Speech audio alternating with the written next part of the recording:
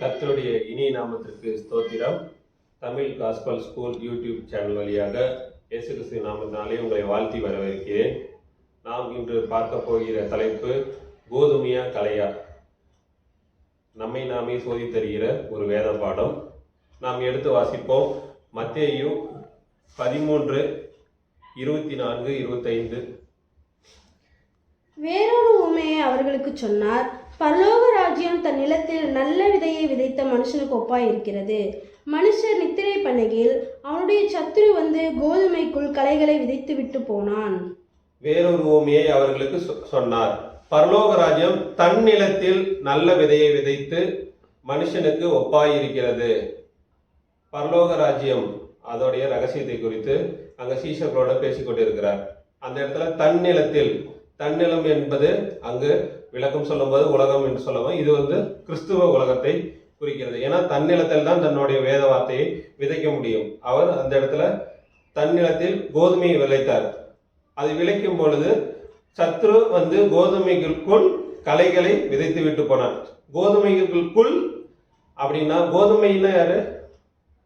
தேவனுடைய புத்திரர்கள். அவர்களுக்குள் களைகளை விதைத்து விட்டு போனான். அப்படி என்றால் சர்ச்சுக்குள்ளதான் களைகளும் இருக்கிறது.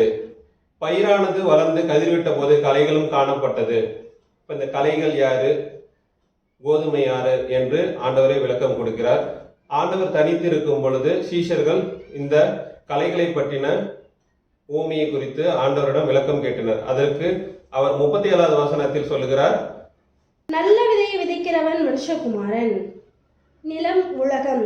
நல்ல விதை ராஜ்யத்தின் புத்திரர், களைகள் பொல்லாங்கனுடைய புத்திரர்.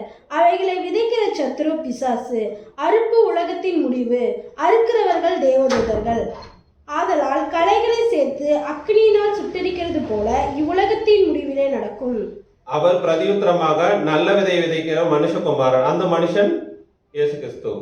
நிலம் உலகம், நல்ல விதை ராஜ்யத்தின் புத்திரர்கள். நல்ல விதை என்பது கோதுமை தான். தேவனுடைய புத்திரர்களாக இருக்காங்க.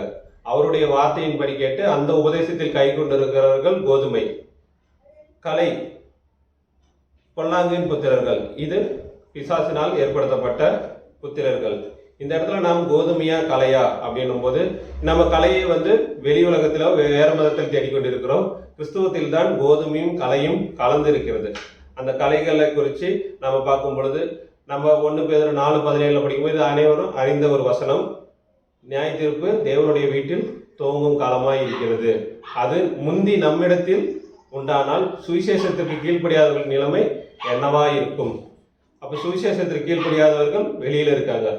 அப்போ உள்ள நியாய தீர்ப்பு தேவனுடைய வீட்டில் துவங்கும் காலமா அந்த வீடு தான் அந்த நிலமாக இருக்கிறது. நம்ம கோதுமை மாத்திரம் இருந்திருந்தா இந்த நியாய தீர்ப்பு அந்த சபைக்கு அவசியமாக இருந்திருக்காது. ஏன் அந்த நியாய தீர்ப்பு தேவை? கோதுமை என்ன, கலை என்ன, அது என்று அந்த அறுப்பு காலம் மட்டும். அறுப்பு காலம் எதிர நியாய தீர்ப்பு கொடுக்கும் காலம், உலகத்தின் முடிவு. அந்த அறுப்பு காலத்திலே கோதுமையை களஞ்சியத்தில் சேர்ப்பார், பதரையோ கலைகளையோ அவியாத அக்னியில் அங்கு சுட்டெரிப்பார் என்று அங்கு விளக்கம் தந்திருக்கிறார். இப்போ கோதுமையா கலையா என்று நாம் யார் அந்த கோதுமை, யார் அந்த கலை, இது அடுத்த வீடியோவில் நம்ம பார்ப்போம். ஆமீன்.